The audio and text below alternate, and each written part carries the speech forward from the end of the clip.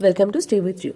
দেখো, রিও দাদার সঙ্গে চলে গেছিলো চার্চের মেলাতে ক্রিসমাসের দিন 25 শুধু কিন্তু রিও দাদার সাথে একা যায়নি, সঙ্গে কিন্তু আমরাও গেছিলাম, মানে রিওর মা, মামাই, দিদি সবাই গেছিলো। আর বাবা তো অ্যাজ ইউজুয়াল দোকানে গেছিলো। কিন্তু রিওকে কিন্তু আগে আমরা কিছুতেই চার্চের ভেতরে ঢোকাতে পারিনি, তার বাইরেই অলরেডি অনেক দোকানগুলো বসেছিল। আর রিও চার্চে ঢোকার আগেই দোকানগুলো দেখতে পেয়ে গেছিলো, আর সেখানে রিও দেখতে পেয়ে গেছিলো অনেক বন্দুক গাড়ি।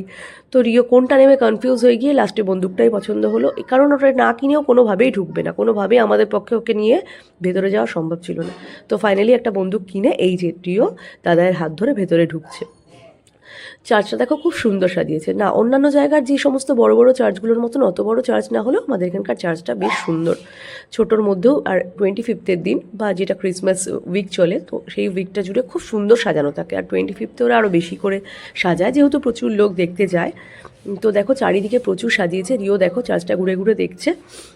আরও মেন যে চার্চের বাইরেও পাশে ওরা অনেক কিছু করে সাজিয়েছে। আর প্রচণ্ড ভিড় থাকার জন্য রিওর হাত ধরেই নিয়ে যাচ্ছে দাদাই, হাত ধুয়ে একবার ছাড়ার চেষ্টা করেছে। দেখো পাশে এখানে জেসাসের সমস্ত কিছু করেছে ওরা, সেটাকে দাদাই রিওকে দেখাচ্ছে ভালো করে সমস্ত কিছু।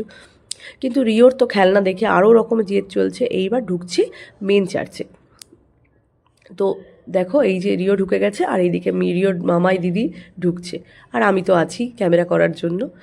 এই যে রিও চলে গেছে একদম জেসাসের সামনে দাদাইয়ের সঙ্গে, অনেকক্ষণ ধরে হেঁটেছে, তাই রিও একটু হাঁপিয়ে গিয়ে এই যে চেয়ার পেয়েছে, এবার চেয়ারে রিও আর রিও দাদাই দুজন মিলে বসে পড়েছে। আর দেখো বন্দুকটা এতক্ষণ প্যাকেটে ব্যাগের মধ্যে ছিল, কিন্তু সেটা আর কতক্ষণ থাকে বলো, রিও তো ওটা হাতে নেবেই। এইবার হাতে নিয়ে ওটা খেলা শুরু করে দিয়েছে। খেলতে খেলতে বন্দুকগুলোর আবার ছোটো ছোটো কতগুলো গুলিও আছে, গুলি নিয়ে অনেকক্ষণ ধরে মারছে, অনেকক্ষণ ধরে ও বন্দুকটা নিয়ে খেলছে। এবার খেলতে খেলতে গুলিটা যাই হোক ভেতরে ঢুকে গেছে, এবার মামাইকে দিয়েছে, ও তো আর পারছে না, এবার মামাই ওটাকে বের করে দিচ্ছে। তো যাই হোক মামাই বের করে দেওয়ার পর এই দেখো গুলিটা পেয়েছে, এইবারও হ্যাপি। তো এইবার আমরা বেরিয়ে চলে আসলাম। বেরিয়ে এসেও রিও আরও বেশ কিছু কিনেছিল, কিন্তু সব কটার ভিডিও করা হয়নি। আমরাও ফুচকা খেয়েছিলাম, রিও শুকনো ফুচকা কিছু খেয়েছিল।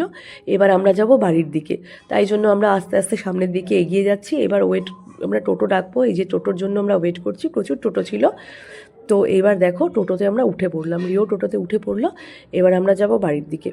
কিন্তু রিওর কিন্তু প্রচুর জেদ, এই যে টোটো থেকে নেমে মামায়ের কোলে করে এবার বাড়ি যাচ্ছে। রিও কিন্তু তার আগে প্রচুর কিছু বায়না করেছে, আরও বায়না করেছিল চিকেন পকোড়া খাবে বাড়ি গিয়ে, তাই আমি সমস্ত কিছু আগে রেডি করে রেখে গেছিলাম। আর এই যে বাড়ি আসার পরে ওকে চিকেন পকোড়া ভেজে দিলাম, এই যে চিকেন পকোড়া খেয়ে তারপরে রিও বন্দুক নিয়ে খেলা শুরু করলো আবার।